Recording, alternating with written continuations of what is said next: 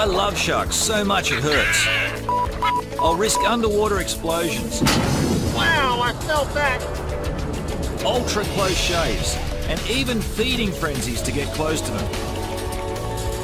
Join me, Ian Gordon, as I put my life on the line in the name of shark research. I got knocked over.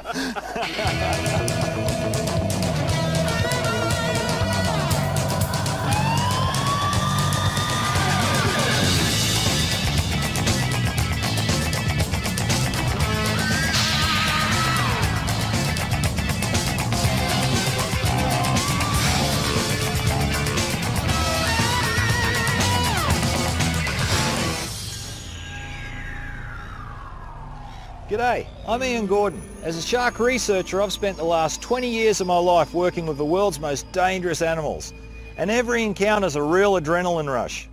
As experienced as I am, I've learnt there's a surprise around every corner. And believe me, I've had a few. Luckily, I'm still around to talk about them, so sit tight and I'll tell you about some of my closest calls. My all-time favourite shark is the great white. It's got 8 rows of razor-sharp serrated teeth and jaws that can cut a man in half with one bite.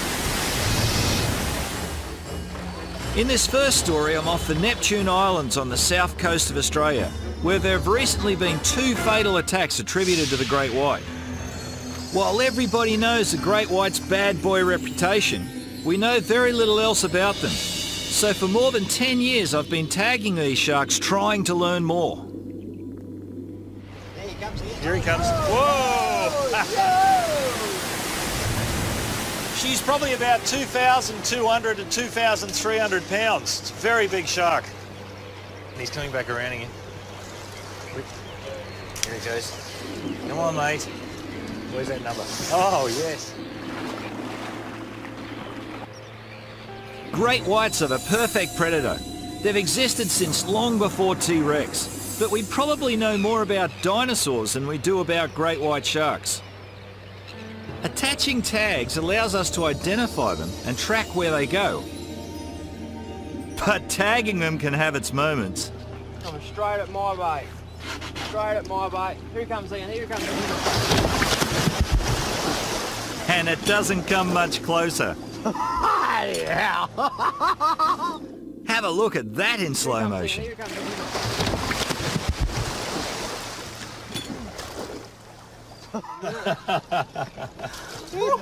Those sharks come in so fast sometimes you really got to watch your feet, I'll tell you. The jaws of the great white have a deadly reputation, but it takes a high-speed camera to show how beautifully designed they are.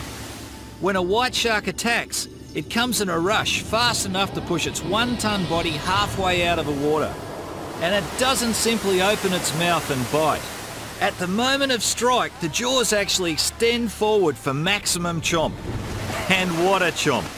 The great white's bite pressure is believed to exceed 4,000 pounds per square inch. And that's why we call them the ultimate predator. Over 120 million years of evolution has created those jaws. The lower jaws act as a holding tool to be able to hold the prey, whereas the upper jaw throws out from the gums and acts as a cutting tool. And inside those jaws, the implement of destruction are these teeth. Big triangular teeth. These are upper jaw teeth, these ones. Lots of serrations down the sides, whereas the lower jaw tooth is a little bit narrower, still cuts, but it's used mostly as a holding tool. One of the other really amazing things about these animals is that they shed teeth regularly. So if this shark loses this tooth just here, in about 5 to 7 days it's got a brand new one. Absolutely unbelievable.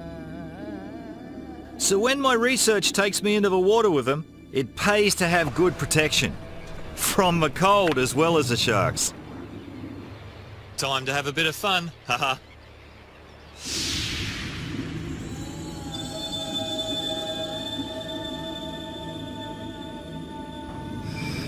Oh, here we go. This is D8 hanging around right now. She's coming up. Have a bit of a look.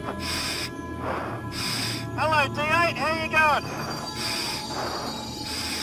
Good old D8. She's a big shark. She's about 18 feet long and she's coming back again. Coming up. Have another look. Whoa, look at that. She can see the bait over this side. She's going to have another go. Whoa!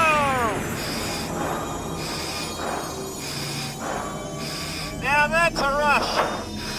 A big shark like that comes up to the cage, moves it all over the place, bouncing the cage backwards and forwards.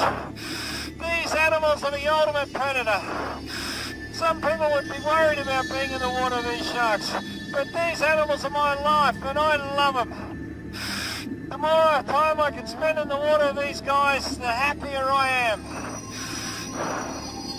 One of the reasons I love these sharks so much is they're actually warm-bodied. Unlike other fish, white sharks keep their blood at 5 to 15 degrees warmer than the surrounding water. Warm blood gives them speed, agility, stamina, but that's not all. As well as more muscle power, warm blood gives them more brain power. These guys are pretty smart, so you really have to watch out for them. These guys make their decisions on whether to strike based on what they see.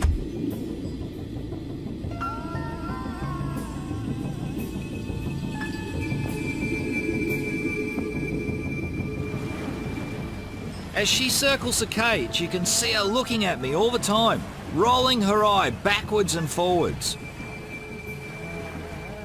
White sharks don't have eyelids. Instead, when they strike, they roll their eyes back in the sockets to protect them from harm.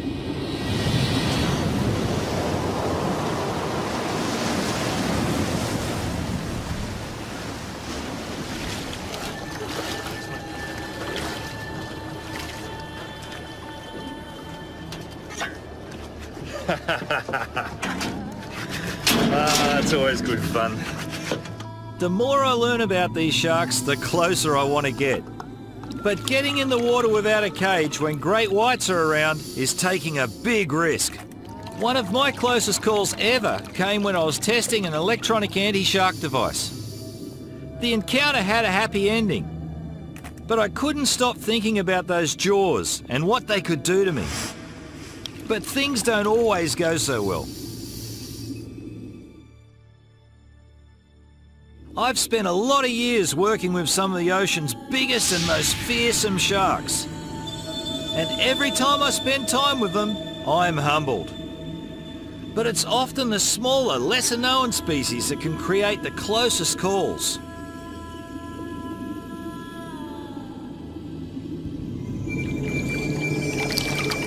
I'm on Australia's Great Barrier Reef, and I'm not alone. This is a white-tipped reef shark. They're a pretty common species found around here, and I've been asked to be involved in a research project with these guys. And as usual, I've got the tricky part of the job. Hang on, mate. Whoa, careful. How close was that? Sharks like these are incredibly flexible, and that little encounter nearly cost me a trip to the hospital. Yep, even the little guys can get you into a heap of trouble. What we've done is we've attracted the sharks with some bait so we can get nice and close to them. What we have to do is measure and tag some of these white tips that are hanging around here. To do that, we have to catch them and restrain them. And that's where my job comes in. And it's not going to be easy. Get out of the way. So here goes. We're not just doing this for fun. Catching these reef sharks is the only way to insert high-tech tracking tags for the research program. Sounds easy, eh? Even looks reasonably easy. Hey, come here, darling. Come here. Oh, you beauty. There you go. Settle down, settle down. Wrangling sharks is always a risky business. You never know when a shark will take you by surprise. Because most of these sharks can be handled without too many problems, it's easy to forget that the odd one can be particularly feisty.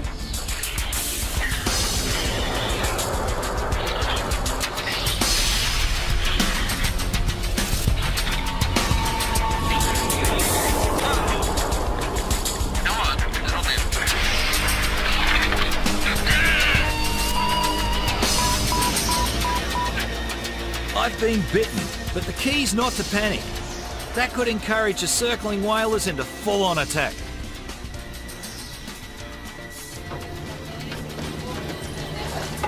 Oh, that shark. It's so close to getting it.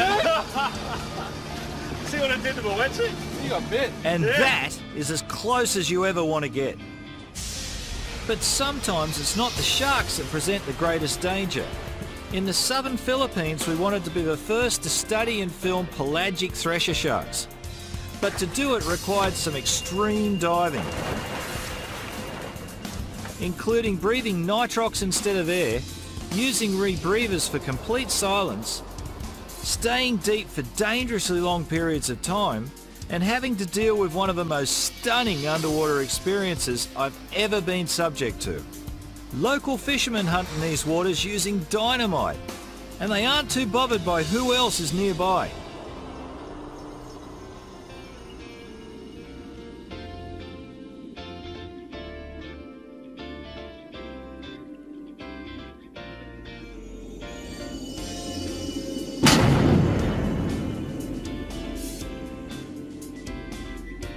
Wow, I felt that. When a blast goes off, the shockwave goes right through you. Wow. The blast was almost enough to knock me unconscious. My head feels like the hard drive in my computer has crashed. It's like I have to reboot my brain. And that blast was half a mile away. Any closer and we'd all have been dead. Luckily I wasn't here when the bomb that did this was dropped. The whole top of this big lump of rock here has been completely blasted off. This is one of the results of dynamite fishing. Dynamite comes down, pow! It's just blown the top right off this rock and killed everything all around it. Dead fish would have floated up to the surface and been collected. It's such a destructive form of fishing. This is a result of that last dynamite blast. Already the percussion has started to damage the marine life. All these beautiful soft corals are normally extended right out, but now are starting to droop. That blast has such an impact. It's going to kill these guys. They're all going to die. Diving with these sharks is one of the toughest assignments I've ever had to endure. But it's worth facing the dynamite. Observing the pelagic thresher at close range is a rare privilege.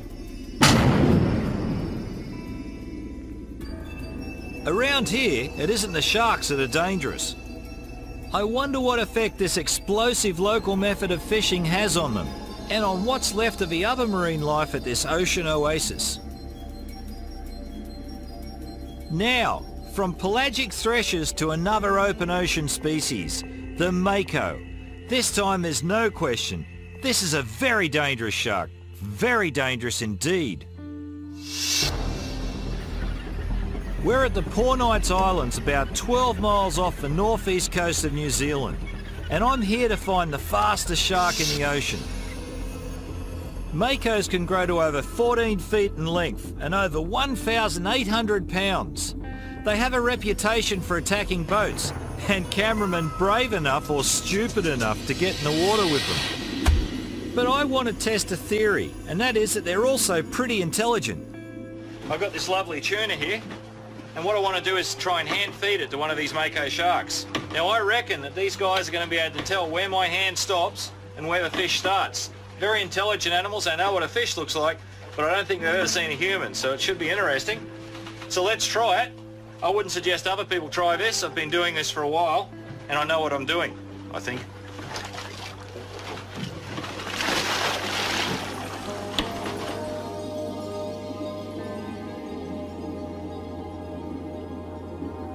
My experience tells me that makos do favour fish over divers, and can tell the difference.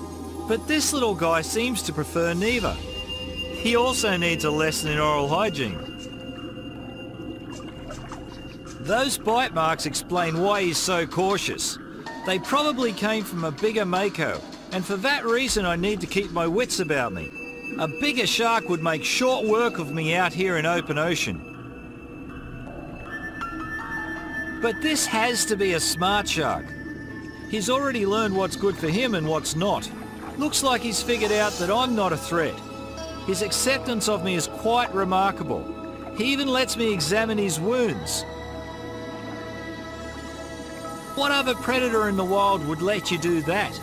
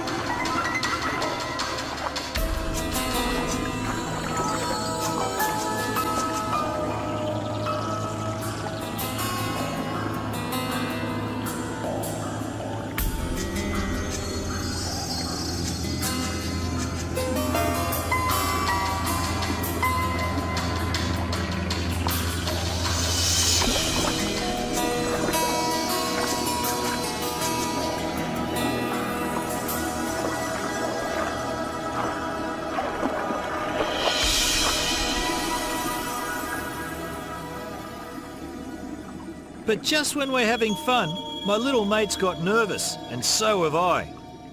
When the little blokes scatter, it's a sure sign that something bigger is on its way, and the odds are that it's bigger than me too. It's time to get out. Smaller sharks often take off when larger animals show up, and this time's no exception. Makos tend to be loners, and they don't appreciate competition for food.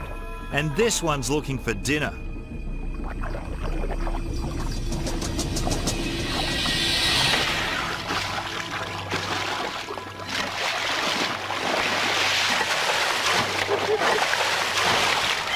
Come on, mate.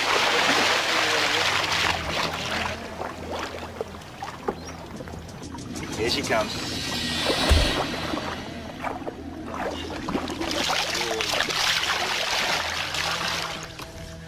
And there's some sharks you just don't hop in the water with first off.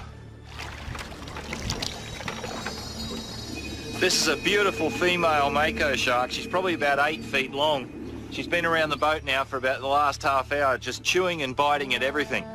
She's just such a beautiful animal, but just that little bit too aggressive, a little bit too big to go jumping straight in with. I still can't resist hand feeding her though. Here we go, come on.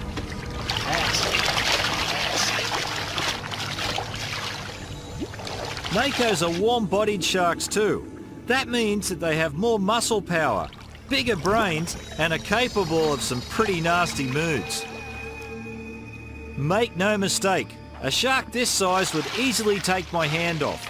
I'm certainly glad I heeded the warning signs and got out. But sometimes, as much as you want to stay out of the water, things don't go quite according to plan. Tiger sharks are second on the list of most dangerous sharks, right behind the great white. So when you're working with them, you have to be extremely careful.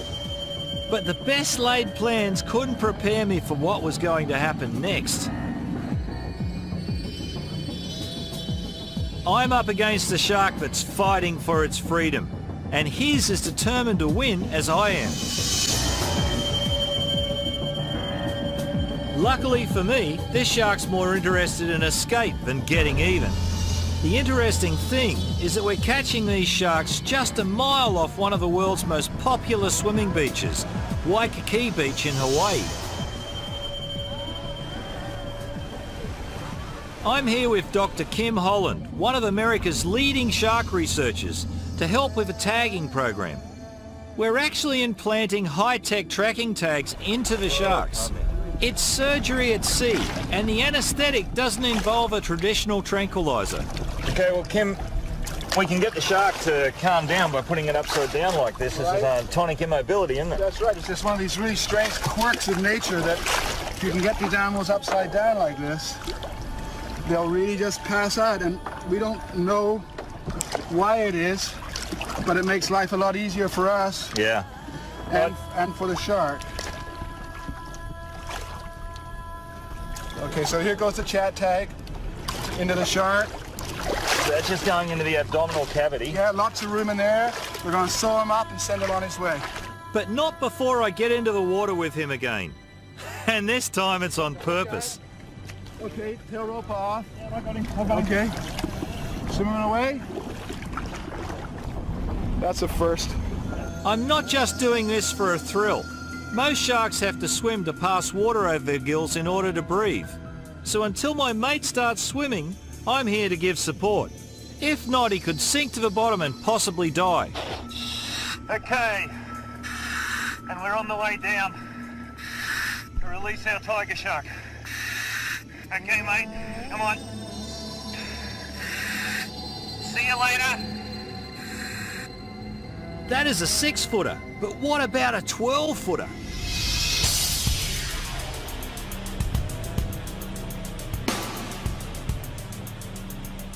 Shark off the port bow, about 200 metres, Ed. All right, let's go. Let's go. Looks like we might be on, mate.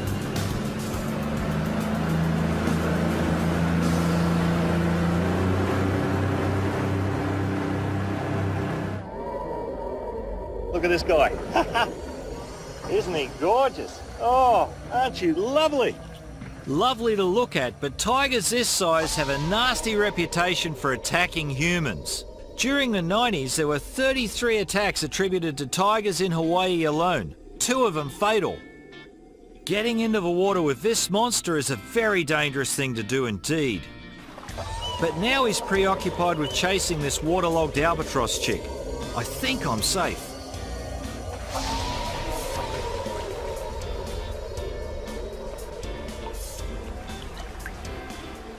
It's amazing how cool, calm and collected you can appear on the outside when your stomach's tying itself in knots on the inside.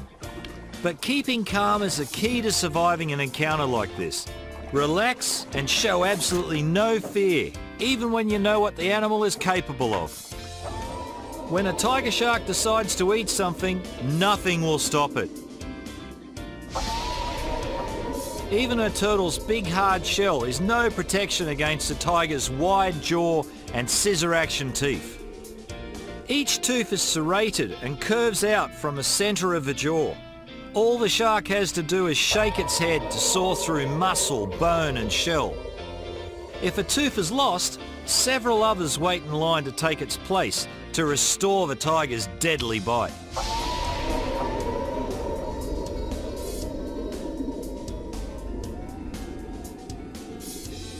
And remember, compared with the tough armoured shell of a turtle, I'm like a marshmallow.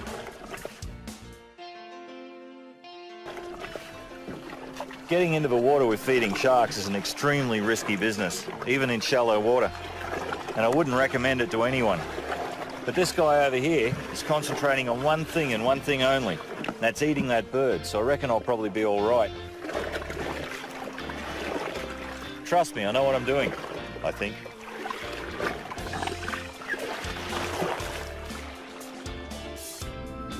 The tiger gets its name from the stripes on its back.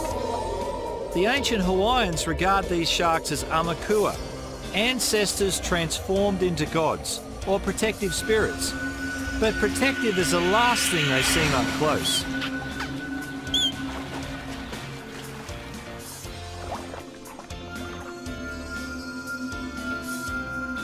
In fact, the shark this size must always be considered a threat. Luckily I was right. He's completely preoccupied with hunting birds.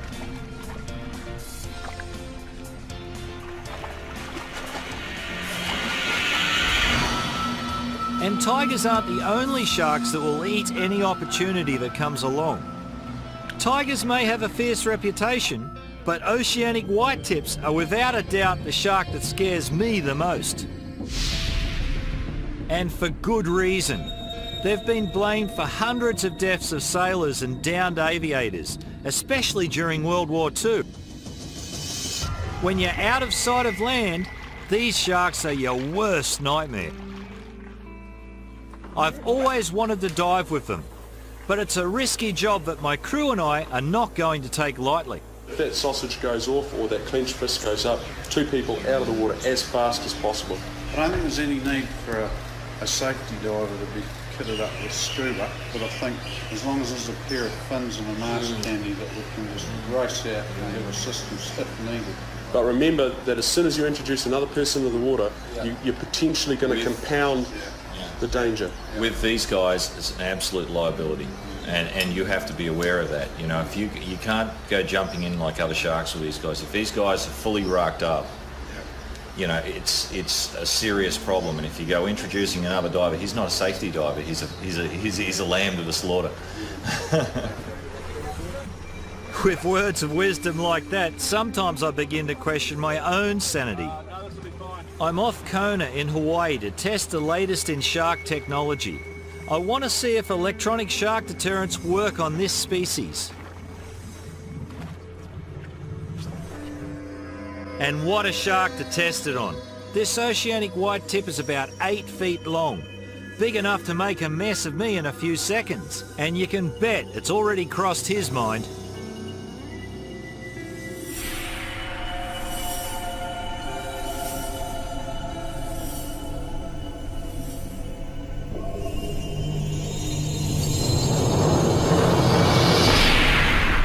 I don't mind telling you, that was a rush. The jolt hasn't exactly sent him packing. He's still interested. All I can do is watch carefully for his next approach. These sharks are named for the white tips on their fins. From a distance, the white flashes look like tiny schools of fish, and they may help to attract some of the shark's prey. They call this aggressive mimicry, and I can't think of a better name for it. This is one of the few sharks known to attack suddenly without reason. And even more worrying, they're rarely seen alone.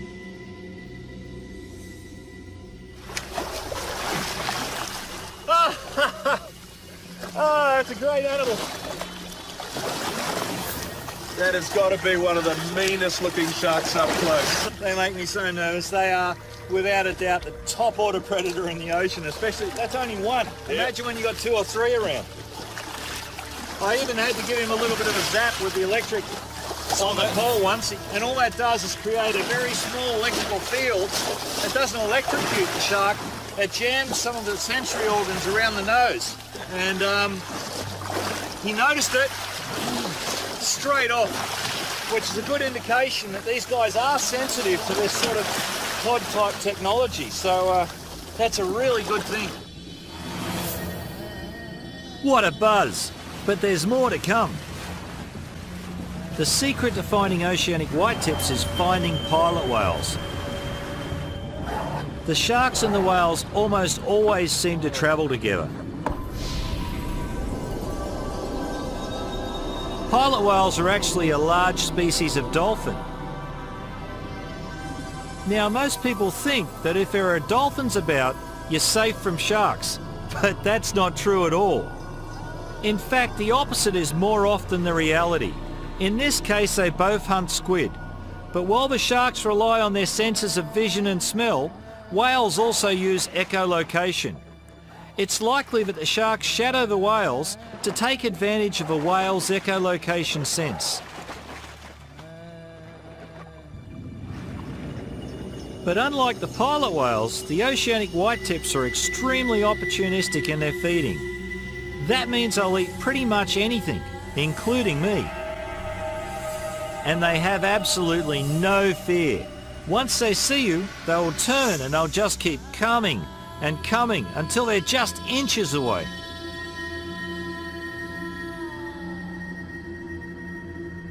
You want to slowly move us up in front, Pat? Oh yeah, straight towards us. Quick, Mike. We've tried this prototype pod and I gave the shark a little bit of a shot with it and it seemed to work quite well. So now what we're going to do is we're going to hop in with the production unit and see how that goes. I'm right behind you, mate. Okay. Let's hope this works. These guys are a real worry sometimes, I'll tell you. There's just one little problem. I can't use my scuba gear. You risk decompression sickness if you fly within 24 hours after using scuba, and our plane's leaving tonight. That means I have to test the pod while snorkeling.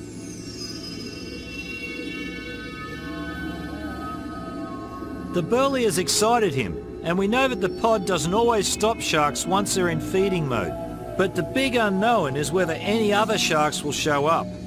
If that happens, the danger will instantly escalate, and the chances are we'll be in big trouble.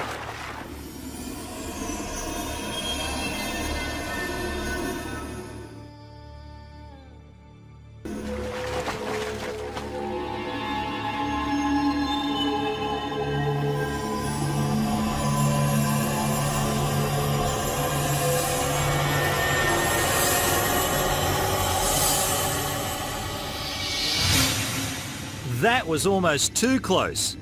I was a little bit late switching the pod on that time. He's definitely interested, but now hopefully there's a line around me he just won't cross. Because it generates an electrical field, the pod isn't recommended for anyone with cardiac problems. Of course, if you're prone to heart attacks, shark diving probably isn't the ideal hobby for you anyway. But as far as we can tell, it doesn't hurt the shark. It just overwhelms his electrical sensors. It's probably something like you or I getting a blast from a car horn. The pod only works on sharks and rays. Fish without electrical sensors should feel nothing at all.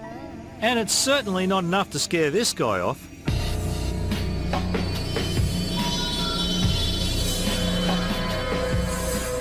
I'm glad to see it working on this species. I really had my doubts.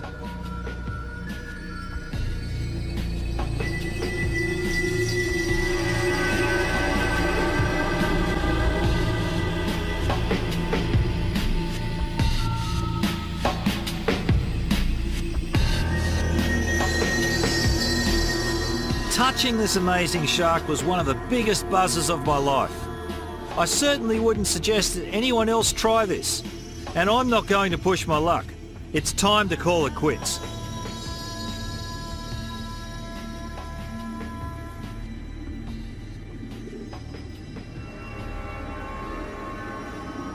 The electronic shark deterrent certainly works. If I wasn't wearing it, I'm fairly confident I wouldn't have made it back to the boat.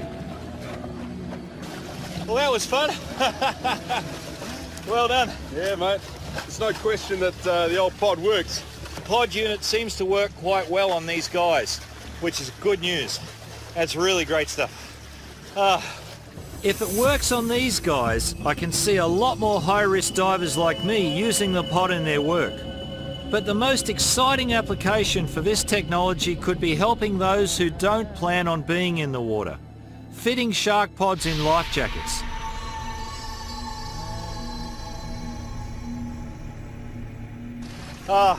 I just love diving with these sharks so much. They're so much fun. It's about as good as it gets. Yeah, yeah, they're evil. They're evil. They're evil sharks, these guys, I'll tell you. The oceanic whitetip has to be one of the most fearless sharks I've ever dived with. But at least in the clear waters of Hawaii, I could see them coming.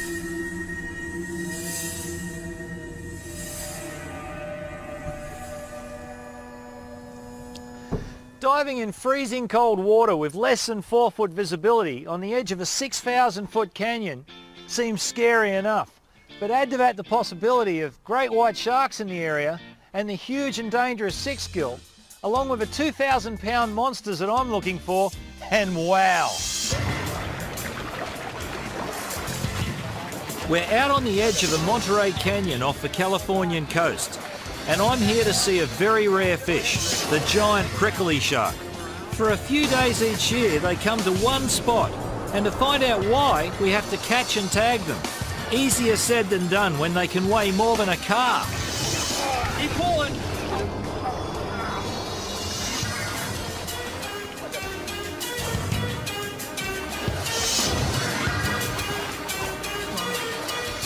Pick up that shark. But you know these are. Oh, mate, this is one heavy shark, I tell you. He's not light. Okay, now pull, Ian. Pull.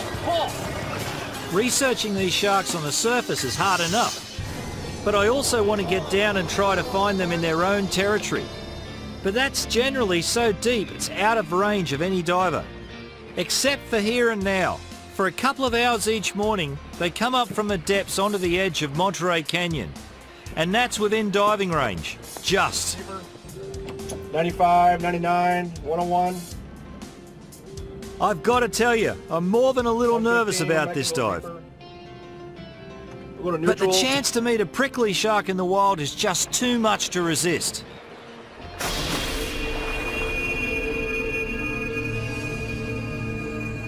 Right beneath me is a canyon that drops away 6,500 feet to the seafloor. But the limit for ordinary diving is just 130 feet. Everything below that's a mystery.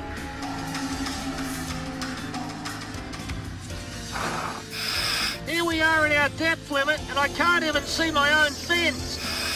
I've got a feeling there are pricklies very close to me, but the problem's going to be to find them in this murk.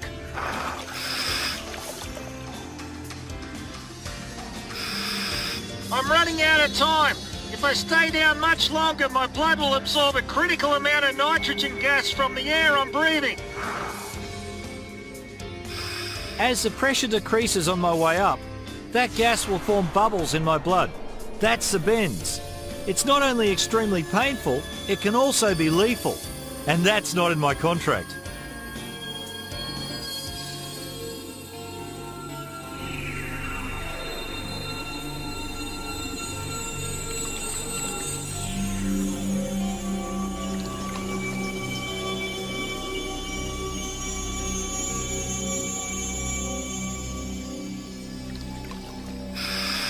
The visibility here is about as bad as it gets. Finding a prickly is going to be quite a challenge. In fact, they're just as likely as to bump into us as us into them. It's cold, dark, and claustrophobic.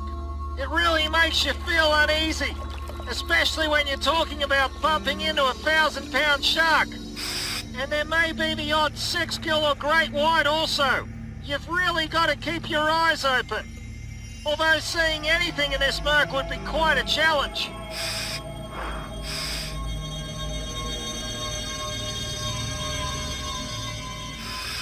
This is the spot. The canyon wall drops right away next to me. But the water's even murkier than before.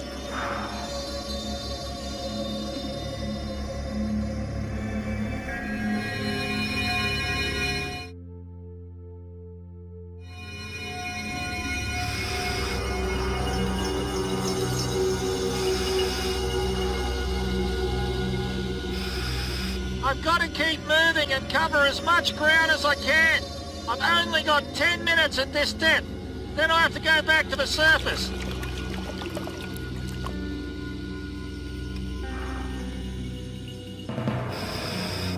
Wow! There it is! The demon from the deep! This one's a 10-foot female! Isn't she beautiful? I can't believe it! Check out this little bite on her side. That's from another deep water species, a tiny cookie cutter shark. Amazing! Look, here's another one. See how slowly she's moving? It's using ground effect water pressure to ride on as she glides over the seafloor. What a sight! Sharks like these are very tolerant of pressure changes because they lack the swim bladders and other gas spaces that can expand and cause problems for other fish and divers like me. So she's perfectly at home in 30 feet or 1,300 feet. We know very little about these sharks. They've only been seen eating small fish, but she has a huge mouth that's more than capable of inflicting a deadly bite. And they also swim with the dangerous 6-gill sharks. This shark is about 12 feet long and probably weighs around 2,000 pounds.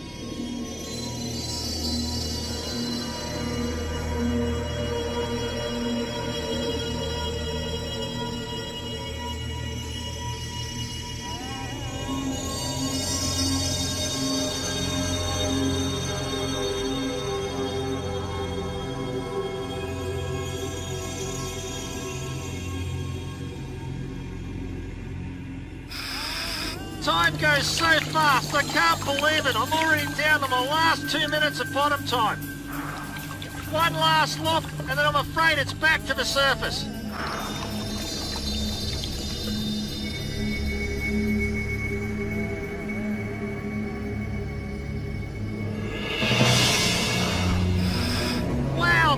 another one, and it's another female. This one's smaller than the others, about 8 feet in length, but still big enough to do some damage if she wanted. I just can't believe it. Look at her. I wonder if she'll let me touch her. I'm fairly sure I'll be safe. Wow, see that? When I touched her, she was off. Unbelievable. Imagine getting a chance to dive with a prickly shark in these conditions. I just can't believe it. I've got to tell you, this is almost like a religious experience. Well, persistence pays off. And even in terrible conditions like this, 1 or 2 foot visibility, if you keep working, you'll eventually succeed. Fantastic animals. And all you see is that big eye. First thing you see is the big eye, or the back of the tail. As far as I know, this kind of footage is a world first. Diving with these huge animals is one of the highlights of my life, and a real journey into the dark. I still can't get over the feeling of meeting pricklies in their own environment. It'll take days for the adrenaline to wear off.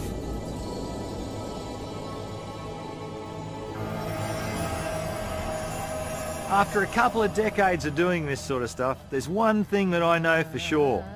Even in crystal clear water, never ever turn your back on a shark. It's the one you don't see that'll get you. And there's nowhere that's better to prove that than here in the Bahamas. This is Walker's Cay Shark Rodeo, one of the best shark dives in the world.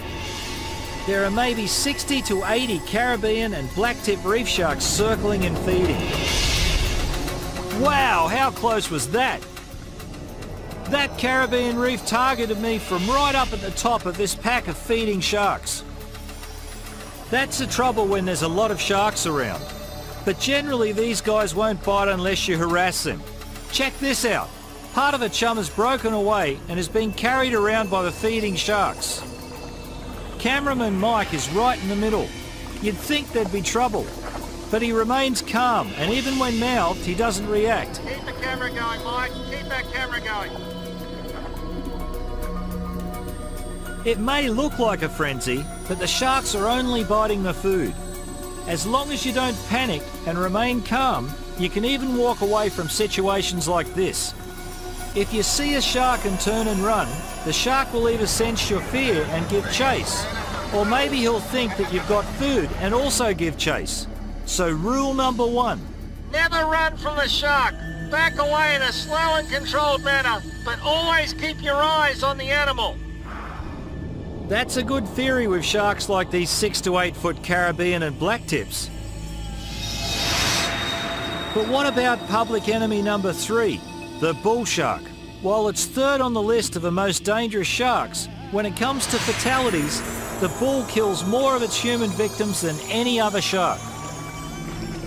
There are lots of people who believe that most shark attacks are a case of mistaken identity, but my friend Dr. Eric Ritter doesn't.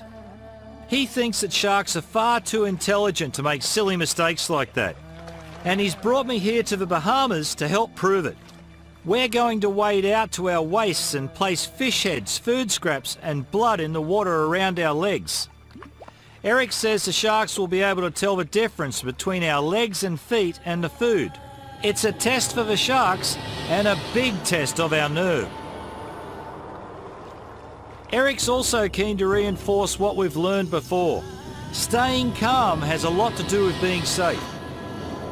So tell me, why have you got a heart rate monitor on me? And I notice you've got one as well. Yeah, you see, heart rates are a good indicator if you get nervous, if you relax.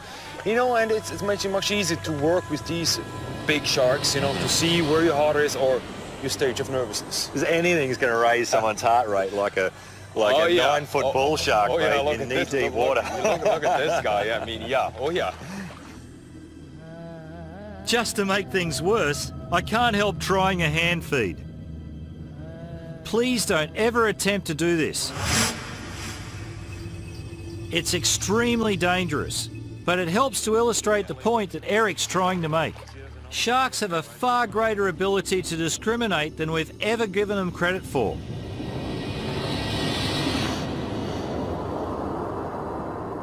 But the real test is still to come. I took my hand out of the way before the bite. What if we don't move while the sharks take food from on and around our feet? And the question I've got to ask you, Eric, is how can we do this? Well, you know, you don't have to be afraid of these animals. They're not dangerous as long as you follow certain rules. Certain rules. Yeah. You got to play the game. Exactly. Yeah. Exactly. And that's what we can see here, you know. We're here, the sharks are there, you know, they're very hesitant. So our job now is to stay calm, quiet, you know, and don't give them any ideas that we may be a potential threat. Yeah. Look at the size of that thing.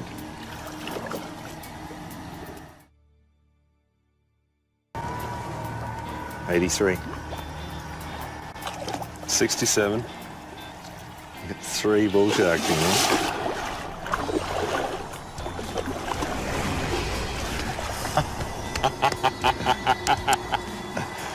That was superb. Superb.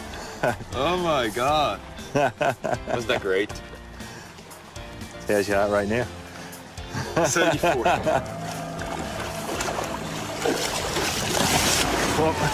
I got knocked over. I got knocked over. Still here.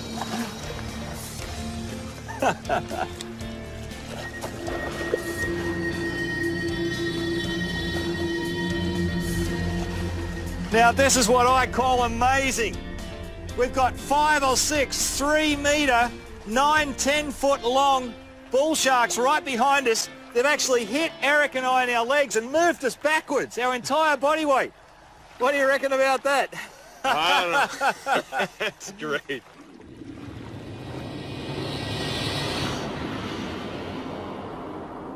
There's no question that the sharks know exactly what they're doing. But we aren't finished yet. Now it's time to go swimming with them. Eric wants to illustrate how rising heart rates and running away can dramatically change the shark's attitude to us. This could explain why sharks often chase snorkelers and people who panic. Unfortunately, in many of the shark attacks that happen, we fail to see the shark, and without knowing it, we do something to incite the attack. Of course, there are some sharks that are just plain hungry enough to attack us for a meal. But Eric believes true attacks like this are a lot rarer than we think, and his research is proving it. This experiment is about as dangerous as I'm prepared to attempt.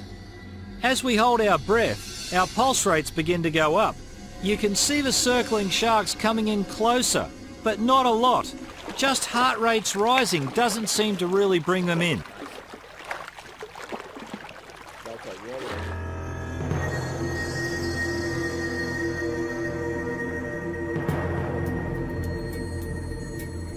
Now we try that again. This time there are 8 sharks all around us, and our pulse rates are both up over 100 from the last dive. This, combined with us swimming backwards and forwards, seems to have them more interested.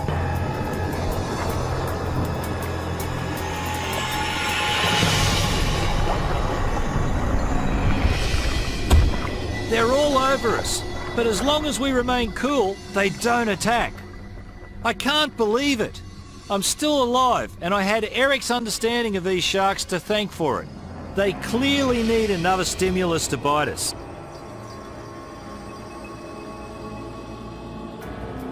We can add this stimulus just by changing our behaviour. Look what happens when we swim off a little faster. They're right behind us. They're just waiting for a sign that we're either injured or a threat. If we panic now and thrash and splash our way back to the beach, anything could happen. Oh my God. Did you see that? Oh, I was solid. This thing was on my head, you know. As I'm coming close to Joe and then get a good head scratch. Amazing. Well, kiddies, don't do that at home, okay? And that's good advice. While we're starting to see the patterns of their behaviour, sharks are anything but predictable. And perhaps that's why I just can't get enough of them.